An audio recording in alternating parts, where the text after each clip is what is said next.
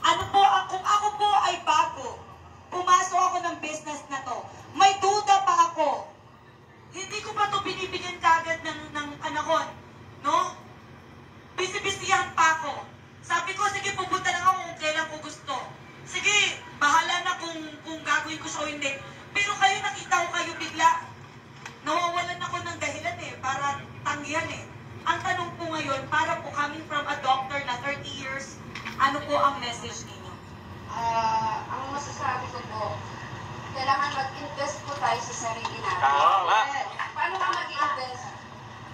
Mag-take ka ng mga ganitong high quality supplements, hindi dahil yun yung business ko, dahil totoo naman na dapat si Lord binigyan tayo ng magandang health. Diba nung mga baby naman, wala namang mga sakit. Tama.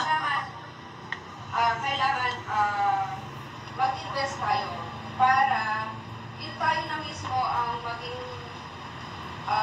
best example sa lahat ng tao na makikita nila. Actually nga, GM, pag nakikita ko ng mga patient ko, sabihin,